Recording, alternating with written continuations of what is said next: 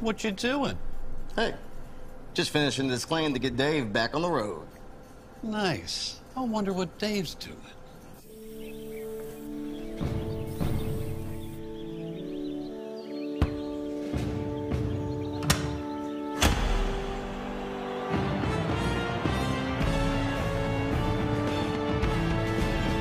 You do your thing. We've got you covered.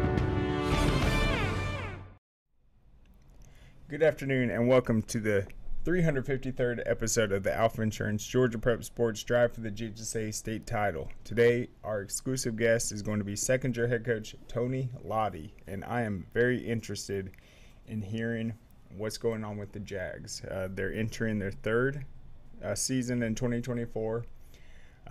They got off the ground in 2022, and if you look at that season, it was tough for them. They were in Class 4A.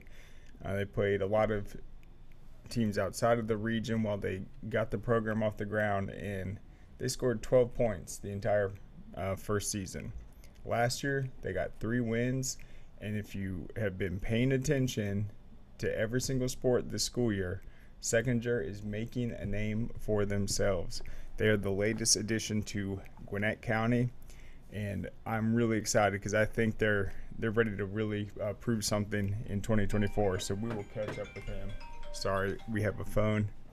It might ring for a sec. One sec. All right. But yeah, let's look at their schedule real quick. And they're going to be tested for sure. And that has been part of the process. And then we'll get into some of these other schedule updates. All right, so they are going to compete in Region 7 5A, and it's going to be a big one. They got Gainesville, Chattahoochee, Johns Creek, Lanier, Milton, Roswell, and then Seckinger will be in there. So that is one of the toughest regions in the state. They're going to open the season with Central Gwinnett. They're going to play at West Hall, at Archer. They got Mountain View, Winterboro, Roswell, Milton, Gainesville, Johns Creek, Chattahoochee, and Lanier. So year 3, and they've got the defending 7A champs on the schedule. They've got a bunch of incredible teams. So this is going to be the real deal. These last 2 seasons have been getting off the ground. They found the win column last year. I know Coach Lotti is going to be very excited. We'll also talk to him just about some of the other sports at Seckinger and just how exciting the school year has been.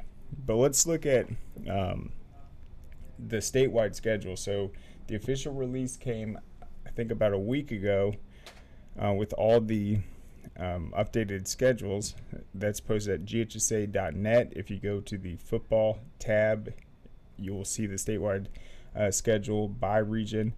And it looks like today the GHSA Daily said we're down to just 38 teams with fewer than 10 games on their schedule after a great response yesterday, filling in blanks from the GHSA schedule page. Hope some of these teams will reach out and let us know if they do have 10 games. Otherwise, they might still need them. So if you are a team that is lacking 10 games on the schedule, you can go to the GHSF Daily. That's GHSF Daily Twitter account. It happened 2 hours ago, and some of the teams they still have on that list: Appling County, Atkinson County, Butler, Calhoun County, Central Talbotton, Christian Heritage, Eagles Landing, ELCA, Effingham County, Flowery Branch, Forest Park, Fulton Leadership, Groves, Johnson Savannah, Josie, Lakeside Atlanta, or Lakeside DeKalb, Locust Grove, Madison County, Manchester, Mitchell County, Mount Bethel Christian. I believe they're going to play their first GHSA season. They came to our media day last year and played their first JV football season. The schools existed, I think, the last 4 or 5 years as a GHSA school, but football is a new addition. They've obviously been phenomenal in basketball and a bunch of other sports. That's Mount Bethel Christian. You got Mount Zion Carroll, still needs a game. New Manchester, South Effingham, Southwest Georgia STEM, Sprayberry's got 9 games still. Spring Creek, Toombs County, Towers, Tri-Cities, Twiggs County, Utopian Academy, Villa Rica, Walker has 7 games. They need 3 more. Westside Macon, Wilkinson County, Windsor Forest, and Woodland Stockbridge. So it's 38 teams that have less than 10 games on their schedule. Walton, I think, was actually on that list. They just filled one. But that's not uncommon, but you do want to have 10 games for obvious reasons, whether it's financial, getting your kids experience early in the season, because anytime you see less than 10 games, you're missing a non-region game. And we've seen teams after the COVID year, and then even Carver Atlanta, because they were in such a small region these last few seasons. It was a 5-team region, and so they had a bunch of non-region games to schedule. So they actually had just 9 games. That was 2 years ago. But it looks like there are active efforts right now to fill those in. And we have a comment right here from Caleb Bailey. It says, if it looks like Johnson, Savannah, Groves, and Windsor Forest just haven't posted the dates of games against each other yet. They would all play each other in region contests in 2024. They said, thank you. I'll check with the AD. John Ford, Effingham County's head coach, he says Effingham has 10. Our game versus South Effingham wasn't listed on the list, so it looks like we're down to 37 at this point. So they're getting it cleaned up. Once again, the schedule just got released last week, and that is why there's still some holes to fill in. All right, so let's look at, I'm going to go over a couple of these big matchups. We talked about some of the season openers, but I thought this was interesting. I think we're going to see overall less out-of-state matchups this year than in previous years, just because the regions are bigger, but there still are a bunch. Camden County, they're playing 4 Florida teams, and then Colquitt County, they're going to play West High School. They'll be at home MacThorpe Stadium. That is a Utah school. So that's a very interesting one to have on the schedule. Obviously, once that matchup comes about, we will have to look into the history of that program out of Utah. That is a historic trip they're going to be making. They also, I think, have Rickards, Florida, so that's another cross-state. Lowndes is going to play Manatee this year. That will be a big-time matchup. That will be at home. Lowndes looking to bounce back in year 2 of Adam Carter. Tiff County, they had a rough season, but they've got a new coach. They got Bainbridge's new head coach, Coach Littleton. They're going to play Gadsden County, Florida. That's a perennial powerhouse. And then Valdosta's got Jesuit, Florida on their schedule. So every single team in Region 1 is going to be playing an out-of-state matchup, and all of them are Florida teams, with the exception of Colquitt County playing a team out of Utah. It's the first time I've seen a Utah school come to Georgia. All right. Some of these other big-time matchups in the openers. Let's go over them real quick. I think this will be a very intriguing one. This is in Region 3. You got Harrison with Coach Salam coming over from Osborne. He's going to have to kick off the season with East Paulding. That is Coach Hirschfield. He's Walton's former offensive coordinator before Tyler Jones, and East Paulding has had a lot of success these last few seasons. The only reason they haven't gotten as much attention for their steady progress has been because they've been in that same region as Hughes and Douglas County. Coach Hirschfield talked about on the show. He said coming from Walton, a 7A powerhouse, down to 6A, he underestimated just how talented those teams were going to be. Year 1, year 2, they made the adjustments. They played much better football against Hughes and Douglas County. And this year, I think they're going to be ready out the gates playing Harrison. That is a premier matchup. And then if you look at Harrison, obviously they'll have a new head coach, but they've had the opposite finish the last 2 years.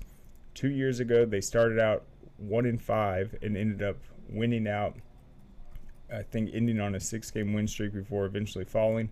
Last year they started 6-0 and then missed out on the playoffs. So you have a year where you start hot and fall off, and a year where you start slow and get hot. So now it's going to be about putting it together. I think Coach Salam and his staff will do just that. All right, another interesting team to watch, I think, is going to be McEachern. They're obviously going to play in our Corky Kell Classic, but keep in mind of this matchup, McEachern was a team last year that could have packed it up and folded it in. They got off to a dreadful start. Even though they lost to Brookwood in the Corky Kell, it was a game where I felt like they were in control of the entire game. Trying to remember Brookwood's freshman running back, and then their kicker obviously came through clutch, got the win. But at one point, I think McEachern was 1-4. They ended up winning the region, and now it's going to be year 2 for Kareem Reed.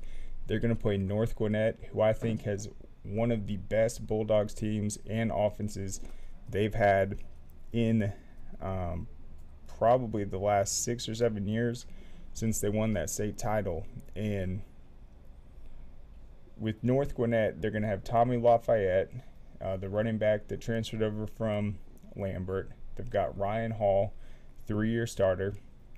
They got all the weapons at tight end. They got Cade Funderburk on that defensive line. And then McEachern, as I mentioned, those are 2 teams that either had a share of the region title last year or had it outright in the case of McEachern. Big time matchup. All right, let's look at Region 4 real quick. All right, so Archer's going to open up with North Cobb. North Cobb completely fell off last season.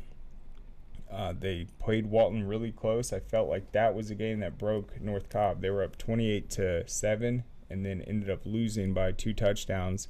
Walton came back on them with Cam Lloyd going for, I think, 280 yards.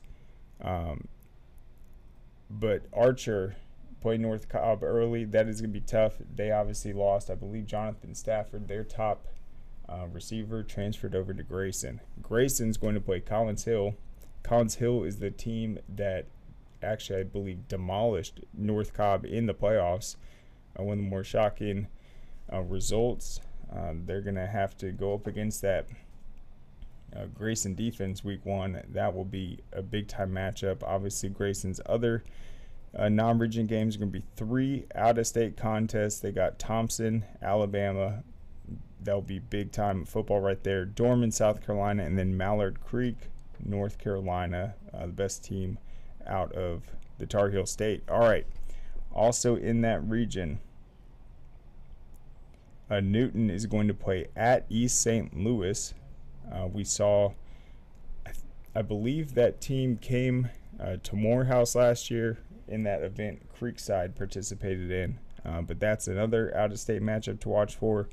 Newton is always tough. I feel like every single year they have at least one massive upset that they're able to accomplish in the region, and then anytime they play Grayson, that is a heated rivalry in every sport, and I think that's the game they will get up for this season. All right, some other intriguing opening matchups. You've got North Paulding at Parkview. Coach Starks does a great job at North Paulding. They're going to have to replace, I think, 10 starters on their defense, and they're also going to lose, I'm trying to think, the receiver George, who was their top production offensively the last 2 seasons. So that'll be interesting. Walton and Brookwood, that always has tradition behind it. And then Wheeler and North Forsyth. How good is Wheeler going to be this year? There's a lot of talk with their quarterback. He's blowing up in recruiting. Their running back has been one of the top backs in Cobb County in the last 2 years. He's going to be entering his senior season, and that should be a very intriguing one. You got North Atlanta at Kell. Week 1, North Atlanta is coming off its best season ever. Kell had a great year, won the region, but then obviously got upset to Cass in the first round. We talked last week about that West Forsyth Prince Avenue Christian matchup. That will be a big time showdown.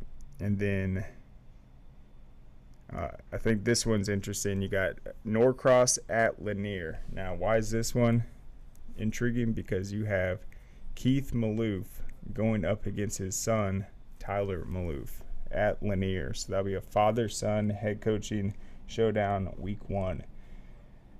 And I don't know if that's the first time they've played, but that should be very fun, and I'm sure it'll get a ton of media attention. And then Peachtree Ridge and Roswell. Roswell always comes to play, but they're going to have a new quarterback. They're going to have new receivers, and they're also going to lose Nakai Davenport from that backfield. I think Roswell will be defensively led early on. They always have a great secondary. They'll be tested with Peachtree Ridge, with Darnell Kelly, who last year, his first year starting, was at one point leading all of 7A.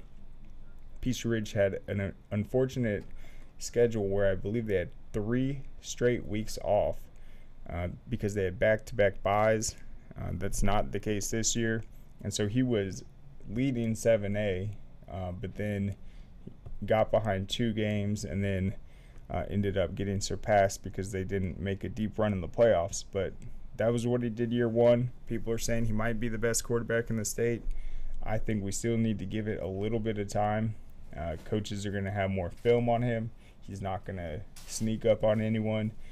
Everyone knows Peachtree Ridge is loaded with athletes. So I think it will be about trying to make them one-dimensional. Who's going to be Peachtree Ridge's running back next season? Can you match up with their offense, create pressure, and take away the deep ball? Roswell's going to have a secondary to do it, but I don't know if their offense is going to be able to put up enough points to take down Peachtree Ridge week 1. All right, Buford at Milton. Obviously, that will be interesting. Looks like Buford's getting a ton of transfers. They are 2 deep, 3 deep at every position. And I think this year will be a more traditional-looking Buford team. Dylan Raiola last year was the highest-rated quarterback to ever suit up for Buford. Buford is a traditional run-first, big offensive line football team. I felt like they got a little bit out of their identity last year. They struggled to just create long scoring drives. They had very few of them. Anytime they scored points, it was off a turnover or a big play made by KJ Bold and some of their athletes. They have got to get back to these long sustained drives where they control the pace of the game, something Milton does better than anyone else. Milton is going to have their top receivers back. They've got Luke Nickelback. They got their backfield was very young last year, and they're going to be absolutely loaded on that defense.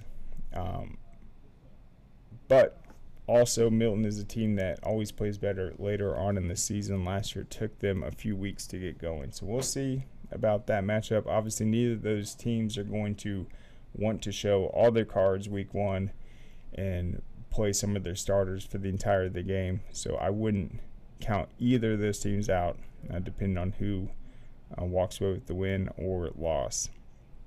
And then let's look at a couple more. You got Mill Creek and Lambert.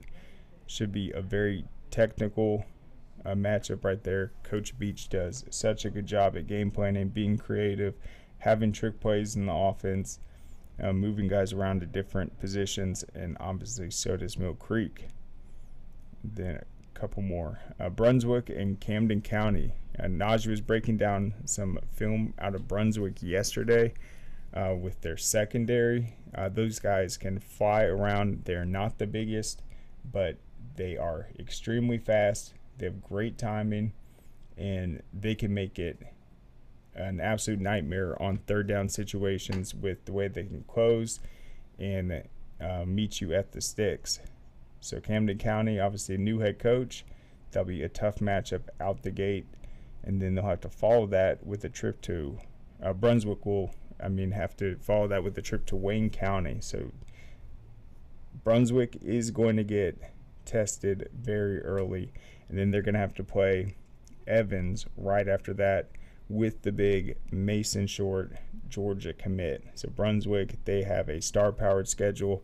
They've been knocking on the door. They'll have that big-time rivalry later on in the season with Gwinnett Academy. That game is always a toss-up. All right, Greenbrier out of Augusta, they are going to play Harlem and Grovetown out the gates, and then they're going to close with Gwinnett Academy.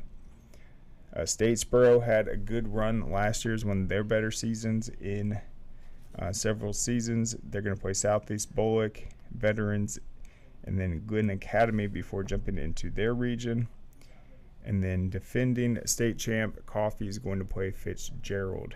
And I believe there is some history there with Tucker Pruitt and then his son. So now it's Coach Coe, but at one point that was a father-son matchup, so that's probably why those programs are familiar with each other.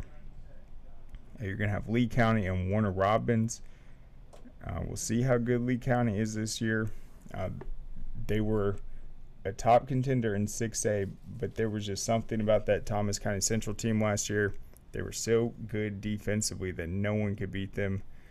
They had an incredible playoff run, and I think Lee County can match up with them much better this year. But let's go ahead. We'll take one quick break. Thank our sponsors. We'll be back on the other side. Hey, is the power off on this? I don't know. Just take it off. Safety violation, unsafe work conditions. In the construction trades unions, safety is our highest priority, and we train you to recognize and speak out on unsafe working conditions so that everyone arrives and goes home safely. Learn about careers in construction at georgiaconstructioncareers.com. All right, welcome back, guys. So let's change up a little bit of the news real quick. Obviously, the Masters are going on, as very exciting. Now, it looks like the weather is okay. It is pretty windy out there. But here's a story right here from the MDJ. It's always good to see some local guys get to play in golf's main event. This is Woodstock's Chris Kirk, and this came out yesterday. It says he has a roller coaster first round. So let's look at him. He is a Woodstock native, former Georgia prep standout, and he's photographed here on the second hole on Thursday. So Chris Kirk had to deal with a lot of up and downs during his opening round of the 88th Masters on Thursday at Augusta National.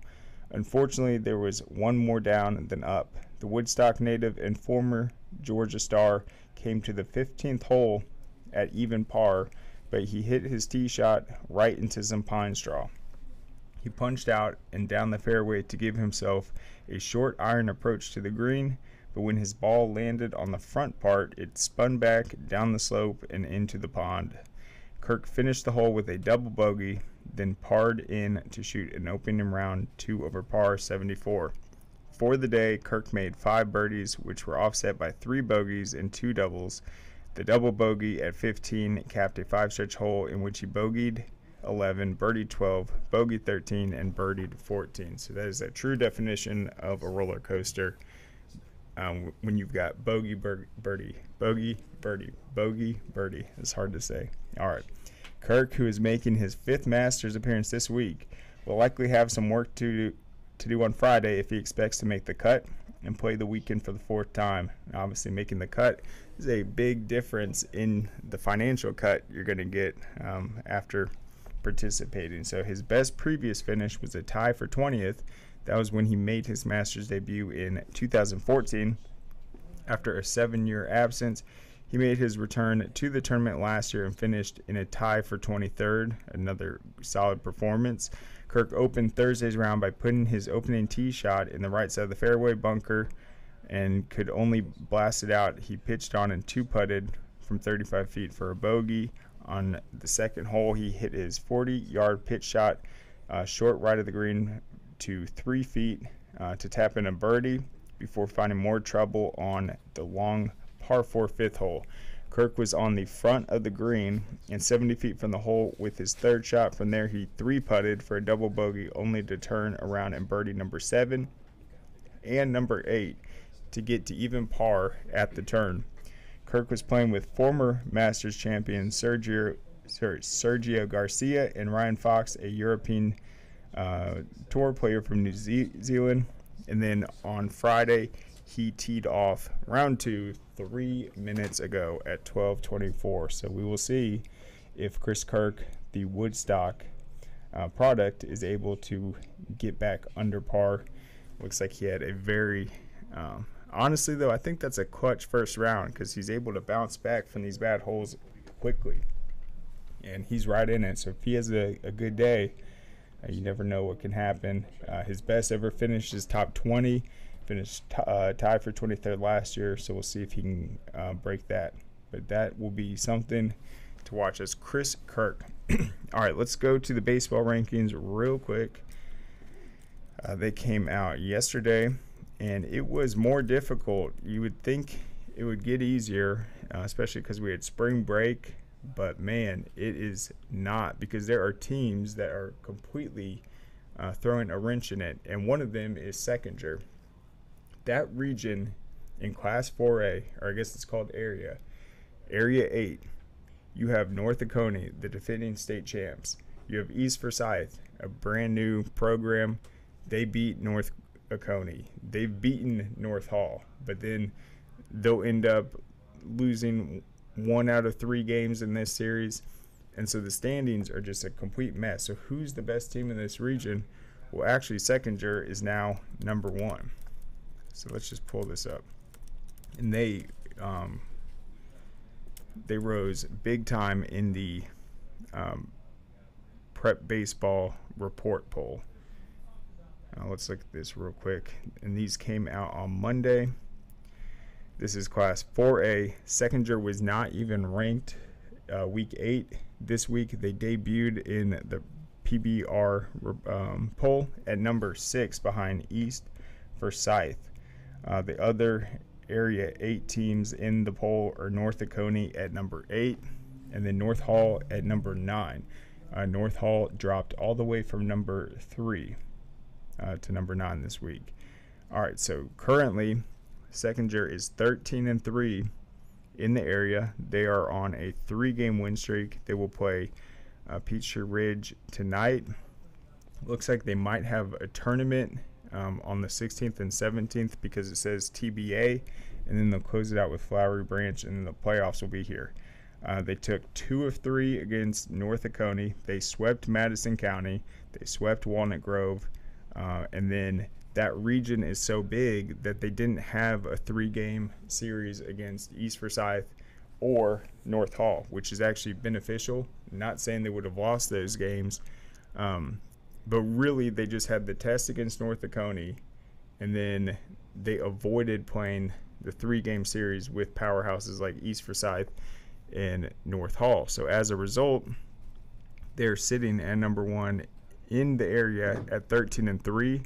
Cherokee Bluff, another team I didn't mention, I actually still have them ranked, but Seckinger's at 13-3. You got Cherokee Bluff at 11-3-1. So that tie, that was a tie with Chestatee, who's out of the playoff picture.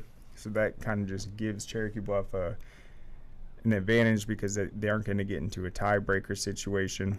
North Oconee is at 11-4, so there's 1 game back. Even though Seckinger owns the tiebreaker against them. And then you got East Forsyth at 12-5. I believe East Forsyth has the tiebreaker over Seckinger. And you got North Hall at 11-5. 1 game separating 5 teams for 4 playoff spots. It will be very intriguing. But Seckinger, I brought up their schedule. I think they can close out the region title. Or perhaps they already did. They don't have any more region games listed on their schedule. But that is something to watch. So let's get back to the rankings. Yeah, so they have all 5 of those teams in the top 10. My top 10 in Class 4A looks pretty similar. I've got Seckinger still at I had them at number 10. I still got North Oconee ahead of them. Got LaGrange, North Hall, East Forsyth, and Cherokee Bluff. And the reason is because they didn't have to play a 3-game series. And I guess I am speculating a bit, but I feel like that did benefit them. All right, in Class 7A, North Gwinnett rose to number 3. We'll see if anyone can beat the Parkfuser Lowndes. I think North Gwinnett has earned that position at number 3, and then Walton finally cracked the top 5 this week. Had some early losses, but they have not lost back-to-back games.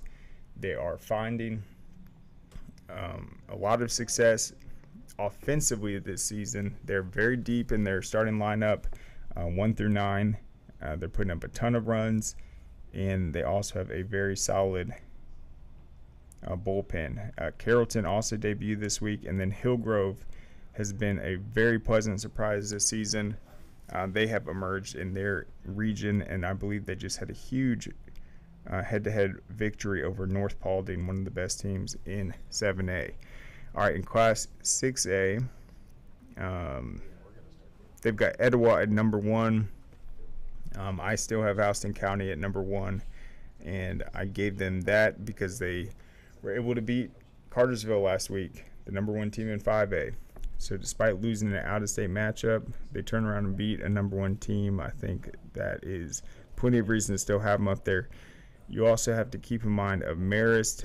They're on a massive streak right now. They're 20-3, and then Tift County and Noonan are also in that top 5. The team that debuted in their poll this week was River Ridge, 16-7. I put Gwinnett Academy in the poll for the first time. All right, down in 5A, Ware County is a team that I know for a fact I'm probably not putting high enough. But I still have them at number 8. Their poll doesn't have them in there. Ware County beat Coffee head-to-head. They beat Greenbrier head-to-head. But then they followed it, I believe, with another loss. So they beat the 2 teams in their area that are ranked in the top 5, ranked in the top 6, but then they lost another game. That's why I have them slightly below. But they don't even have them in their poll. They have Coffee at number 4. Ware County beat them. They have Greenbrier at number 8, Ware County beat them. So I think Ware County's a team, they're going to make the playoffs. I have them in my poll, but no one's going to feel confident matching up with them. They've proven they can beat anyone in Class 5A this year. Class 4A, we already broke that one down. And then in Class 3A, Harlem lost.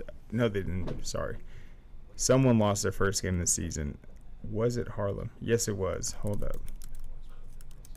And this is very similar to last year, where they lost 1 game the entire season, then won the state title for the first time. Harlem is now 26-1. They're number 7 in the country in the national poll, and their loss, yes, it came to Greenbrier 4-1. That was on April 9th, a few days ago. They're going to close out the season with Morgan County. That's a team that definitely can give them a run for their money. I have Morgan County at number 5, Harlem at 1, and their poll has Morgan County at 4 and Harlem at number 1. So that's a big matchup, a great test for both teams heading into the playoffs, because that's not going to get any tougher than that. It's probably the toughest series they've each played this season. All right, and then in Class 2A, let's see. The biggest difference in my poll and theirs is Washington County. I have them at number 10. They have them at number 5. They're 20-3, but if you look at their strength of schedule on the computer rankings, it's actually in the negatives. It's nothing against them, but they haven't had as much of a challenging road as teams like North Cobb Christian or Mount Perrin. North Cobb Christian played IMG Academy, for God's sake. Redan's on fire right now, Worth County, and then a team that took a little bit of a tumble this week was Appling County. I had them all the way at number 3, but they just lost a tough series. Looks like they might be heading on the road in the first round now, so I dropped them all the way to number 9.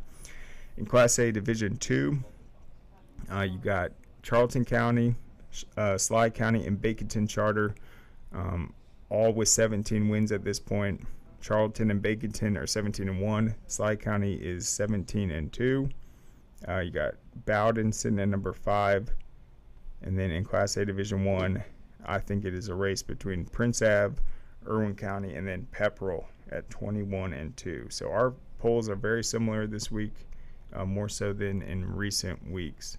So you can check that out. It dropped yesterday. It is up at scoreatl.com.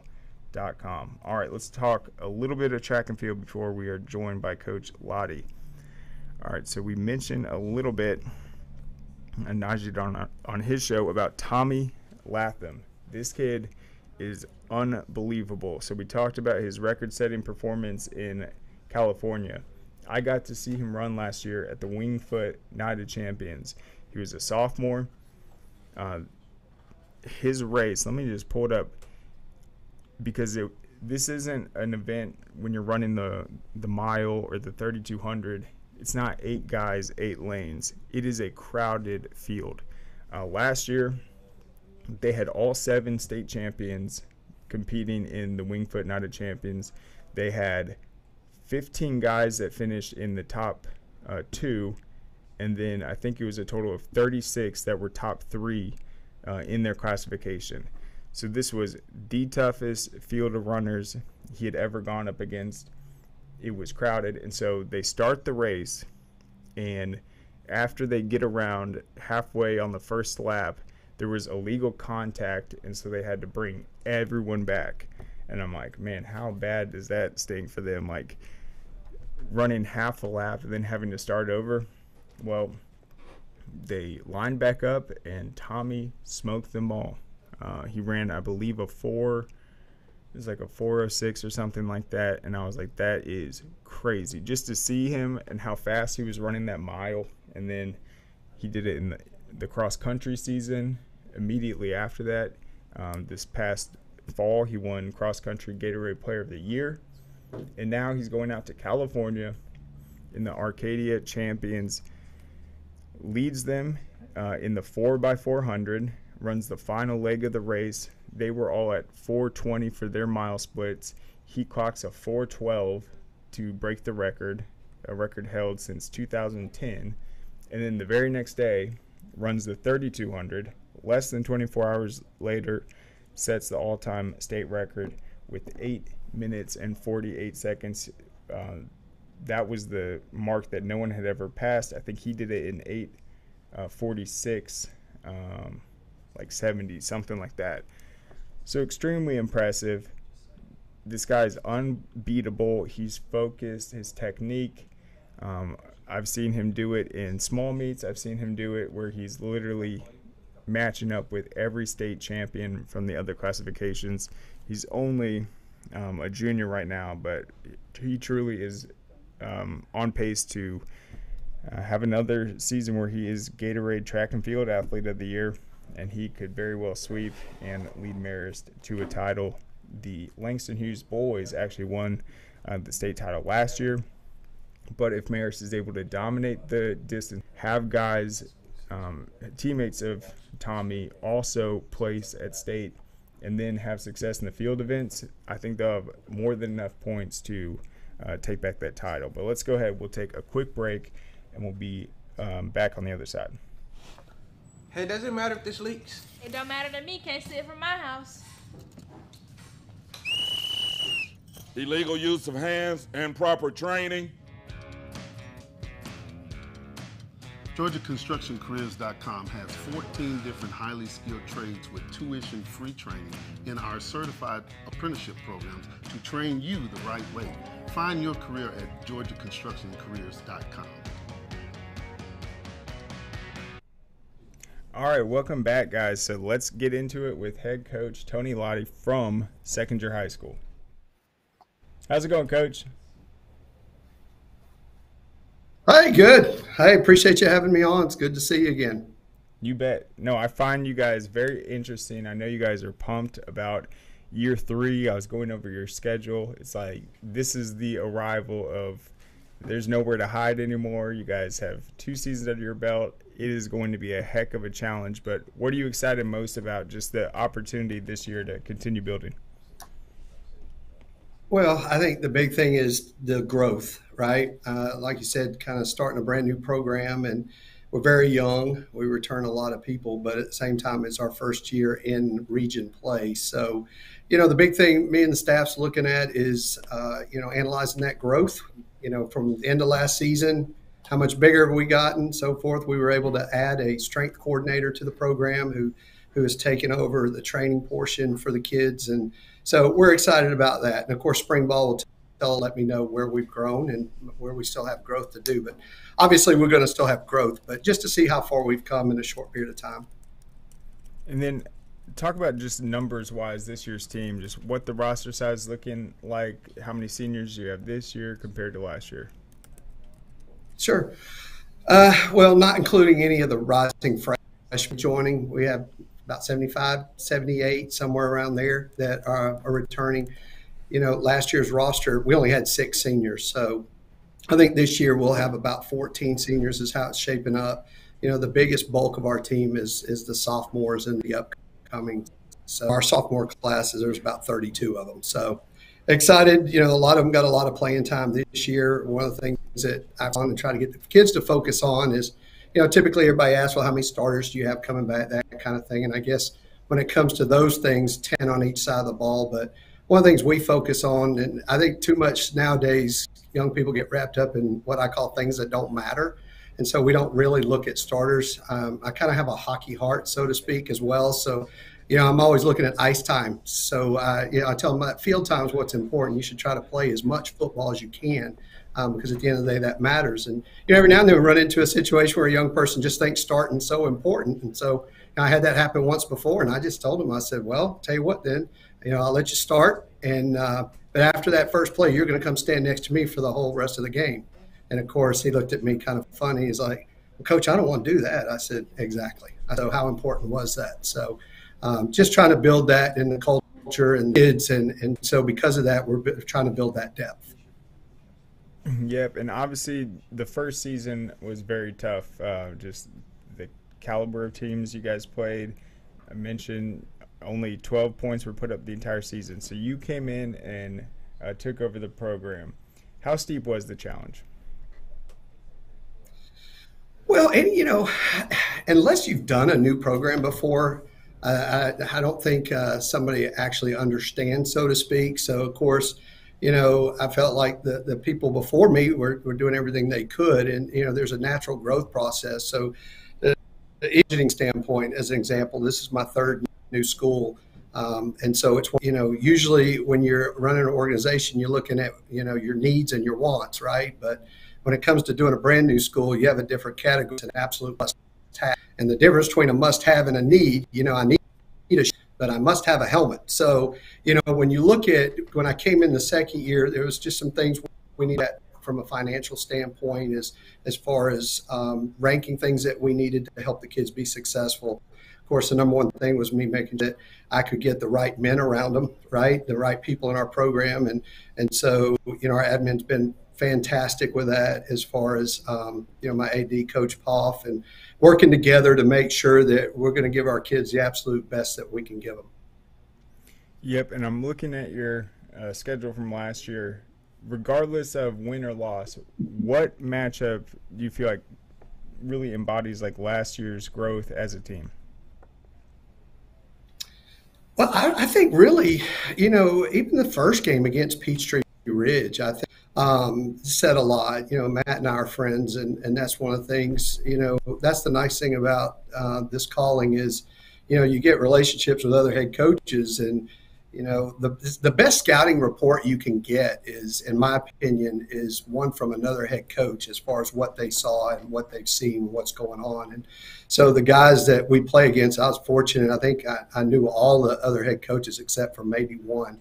And so, to me, from the first game, and then to be honest with you, there's some lessons that we learned throughout, and we got the first win of the year. And, we were actually down in that game 15-0 and came back. But then how we kind of finished, there's all these teachable moments that go on. But I'd have to say the most I learned was from the very first game and the very last game, just from the perspective of understanding that, well, just because you may have been successful 1 minute, doesn't mean you're going to be successful in this minute. You got to make sure the focus is always there. And then from last year to this year, obviously you guys were ready to go against a great Peachtree Ridge team week 1, but what do you see the biggest differences this offseason compared to last? Well, number one is the consistency, right? And so being able to have the staff in place so during the off season was huge. Like I said, I started the process, to be honest with you, right at the end of the season, looking to bring in a strength coordinator that specifically for that, And so I reached out to some people I trust in the industry, Coach Janko at Roswell, and some others that I know, and to find the right person because it's so specialized. And we want to make sure we're not, obviously, first of all, protecting our kids, but giving them the best opportunity to train to compete as possible. And so that process took several months. But outside of that, pretty much, and there was a slight change on the defensive side, but everybody else. So to me, the big thing was the consistency and the relationships that are being built between last season and the start of this season. Yep, and then last year, obviously, you faced a lot of different types of looks regarding opponents and their offenses. Peachtree Ridge, they air it out. They've got tons of skilled guys. Holy Innocents, they're running that triple option. So how do you feel defensively your team is just able to handle these different looks? I think, everything to me comes back to that maturity level, right? So, I've seen the guys mature as far as, and part of that is just dealing with high school young people, right? As they're growing their high school career. So, our defense from that standpoint, I think the kids are really comfortable with doing what we do as far as trying to put them in the best situation. And, like I said, you talk about last year's schedule. That I inherited, that was a pretty tough schedule. I think Holy Innocents was ranked 6th in the state at the time. Yep. You saw Peachtree Ridge, how they did Duluth, and you went down through. There was a lot of playoff teams that were on that.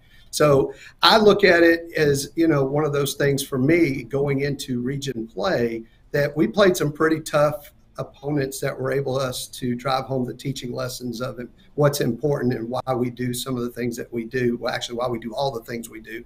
Because if you look at our schedule for this upcoming year, if there's a tougher region in the state, show it to me because I think the region we're going to be in for the first time it has a lot of, we'll call them great opportunities with some top-notch programs. Oh, for sure. And then you've been at other stops before, Seckinger. Obviously, the program's trying to get going, but how would you judge as the type of athletes, the type of kids that are walking the halls at Seckinger? Well, we spend a lot of times trying to recruit our hallways to try to make sure, we're giving every kid the opportunity that would like to play, and especially ones that we feel like they can help our program. But I want to always create the opportunity for all of them, right? I feel like our program will benefit every kid that's in the hallway. And so I want to try to plug in all of them if I can. Athletically, look at it, I feel like at the skill positions, especially in the backfield, I feel like, we've got some pretty good athletic talent there. Linemen, which I guess is probably a problem for pretty much everybody, the depth of having those linemen is kind of is on a shorter end that way. But I like our athleticism. I like how we're learning how to work. I like more so how we're learning how to be together. And I think that's the biggest piece of it all. Okay. And so you mentioned maybe a lack of depth at the offensive line. Do you guys feel like you'll be able to run similar offenses this year opposed to last year where you guys are taking advantage of some of your skill guys? Yeah, I think so. What we try to do as coaches, right, is just put the kids in the right situations and run the right schemes that help them be successful. So, when you look at it, and if you're undersized a little bit up front and, you haven't gotten to the strength capacity that you're working towards, you ask a 180-pound bench presser to block a 300-pound, well, big on big blocking is not going to work well for you, right? So we look at some ways that we can modify scheme. Offensively, people say all the time, but I don't think anyone knows what we run, to be honest with you. We do, but it does have some different types of principles in there. But there's some passing concepts that are spread based. There are some things that are wing T type principles, just to try to give some angles and things like that for us to give us a chance. because I feel like we do have some backs that are pretty talented if we can get them a little bit of a space to get out there. Yep, and then obviously the first year, a lot of lopsided losses, but last year you guys got to actually experience 4-quarter games where you're strategizing with special teams, flipping the field. So how confident are you just in all 3 phases taking a next step this year? I feel really good about it. Like you said, I put a lot of emphasis on special teams, obviously. And, we were able to block a lot of punts last year. We returned several kickoffs for touchdowns and things like that. So, I take that maybe a little too personally, to be honest with you. But it's one of those things for us. Like you said, I think we were pretty competitive in every game we played last year. So that was the biggest thing, is seeing the growth. The first year they were open, in all fairness, you're talking about a lot of freshmen playing, varsity type kids. And so, it was one of those things, there's a natural growth process to that when you start a new school. And then this past year, the bulk of our squad was sophomores. So, I hope to continue to see those types of improvement, and then not have such a big gap between, the kids that'll be coming into the program as freshmen versus, what they opened the school with before I got here first year. Yep, and then are you guys going to get to do a spring scrimmage, or are you guys waiting for the fall? Yes. Okay. No, we'll definitely do spring. We'll start spring ball May 1st, and then we're going to actually play a game against Discovery High School up the street here on May the 16th. So we'll be over at Discovery there. So Coach Groshek and I have been kind of talking through very specifics. We're going to play it like a game with special teams. There's just not enough time to get that ready. But very specifically, questions that we both got to get answered to get us ready before we roll out there for that first fall scrimmage. Time goes by quick this time of the year. So you're talking about the need to kind of get bigger, get more depth up front, but then some of your speed guys, who is standing out just as a guy that can create a mismatch with his speed this upcoming season? Well, I'll say this, especially looking at the growth. So, kids that I've got back there, Harrison Robinson, who's back there kind of in the middle. I've enjoyed watching so far his work, his growth of maturity, really embracing the system, and he's one of those that I think, will have a breakout. His older brother had to say he had a lot of success at Mill Creek, I think is an understatement majorly. Kid was very talented, but he's one that I've been really pleased with watching him, his effort, his commitment during this off season. And then, we got kids like Jamin Williams and Jaden Clark, and, I got some younger one coming up through Demarion Sims, who will be a sophomore. I was really high on him and what he was doing last year as a freshman. So we're just going to be young, but, the kids have some speed there. The difference for me, too, is I'm that big multi-sport guy, so I want them doing other things to other parts of the year. So I've had about 40 of my guys are on the track team. So the whole off season here, conditioning for that and competing out on the track, and because I believe all that will transfer to the field for us as well.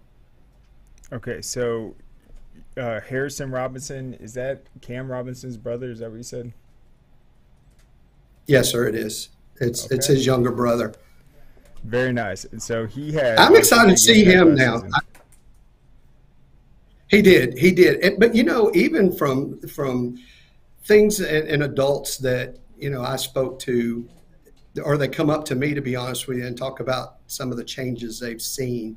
That makes me very proud to hear how we are living our values and focusing on those things, and that I expect us to be leaders off the field and in that school building and in this community. And so as we branch out into that, we have a memory care center right down the street here, and the guys, we've gone back and forth over here, and I would say adopted grandparents, but came up with a term, embraced grandparents. So, I want them learning that servant leadership. I want them to understand the value of hard work, and that nobody's going to give us anything. But I believe you can reach your dreams if you're willing to go work for it and continue to believe in it. Yeah, and as the new kids on the block, talk about the Seckinger community and how it's continued to grow. Well, I think the biggest thing too is everybody's doing a really good job. I feel like I've been so proud to be a part of that as far as building, Miss Reese, who opened the school, did a very good job, an awesome job with the branding and trademarks of the school, the logo. So I think you can see it behind me. So I redid kind of our helmet for this year. The S is technically our school logo, and then the Jag head is, we have a Jaguar mascot, obviously, but and the helmet represents a lot of those trademarks to bring that brand awareness. And the nice thing too about growing is I felt like we had a top-notch admin team, and we were able to add a couple of more really good ones to our admin staff in the building, and the faculty's bought in, and like I said, the community. So we're just trying to rally everybody around the brand of who we are, what we stand for, and what the end game is. So for me, yes, we're going to compete. We're going to try to win every game. I'm that guy that I guess you could say I hate losing more than I like winning. But at the same time, I still believe this is, number one, an extension of the educational process. And that's what we're supposed to do in the football program. And, we're going to get ready, just putting stuff out about our youth camp that I started this past year for the kids that live in Luster, to get those kids on campus. And, my goal is always, I really like to get that relationship built and watch you from 5 years old up to graduation and be at the end of that stage to watch across at Seckinger. So it's kind of what I've always done, where I've been. It's what I believe in. And the nice thing is I'm around a bunch of people that feel the same way. Yep, and then this is obviously your second year. Just what have you noticed this spring, though? Obviously, football's about to start, but it looks like all across the board, the athletics have just taken a massive jump, and you guys are having a really great season. It is. Our baseball team is, they're in the state playoffs. They Coach Bishop's done a great job with them. They're doing great. Our girls soccer team's made the playoffs. And, our basketball team was, I think, if I'm not screwing it up, it was Elite Eight. I know they went far, Coach Hamilton's. And so, like you said, across the board, and that's obviously the leadership that Coach Poff has given to the athletics, and what Jimmy Fisher, our principal, is doing as far as, just being supportive. I guess as a head football coach, and like I said, I'm not a new head football coach, so, everybody measures support differently, right? And so the nice thing about that is when you feel supported, that because as hard as this calling can be, especially most days, and it can be a very lonely place to be as a head football coach, that you got people behind you that are going to make sure that they're supporting you and be there for you, and you're starting to see it across, all the way across, and everything. We're extracurricular. I believe too that the more you're plugged in as a person, the better well-rounded you're going to be, and the better the culture of the school is going to be. So we try very hard as a leadership staff, as faculty and admin, to get all of our body plugged in somewhere into it, whether it's some type of extracurricular activity. Absolutely. And then one more time, what's the date of your spring game? It is Thursday, May the 16th, and it'll be at Discovery at 7 o'clock at Discovery High School. Okay. We will definitely have to check you guys out. Coach, thank you so much for coming on. I appreciate the time. I know it's a very exciting time for you guys, coming off spring break. Got playoffs coming up, another graduation year, so should be a lot of fun. Yep. Thank you so much, Coach. Thanks. I really appreciate it, and look forward to seeing you again, hopefully down the street there in the fall. You bet. We will be there. All right. So there goes Coach Lotti. And one more time, let's look at this schedule because, man, it got Central Gwinnett week 1, at West Hall, at Archer, Mountain View, Winterboro, and then at Roswell, Milton, at Gainesville, Johns Creek at home, at Chattahoochee, and then against Lanier. So it's going to be a heck of a schedule, one of the toughest regions anywhere in the state, but this has been a very competitive school from the get-go. It reminds me of Denmark when they just hit the ground running. They're excelling in track. They're excelling in baseball right now, basketball, girls sports. So the football team, they have a summer to get ready for this, but I think that they're going to be very motivated and they have a huge opportunity. So definitely a team to watch. We'll check out that scrimmage against Discovery, and I think that'd be a big opportunity as well. Discovery is very athletic. They're going to be in 6A next year. They're preparing for a brutal schedule, but I think both those teams have an opportunity to walk away with some major confidence after that scrimmage. But that is all we have for today. Go to scoreatl.com. We've got all the week 9 rankings. We're going to have more spring coverage. Next week's going to be very busy as the playoffs get going. And you can find all the brackets, schedules, and updates on the website. But thank you so much, everyone. Have a great weekend. What you doing? Hey, just finishing this claim to get Dave back on the road. Nice. I wonder what Dave's doing.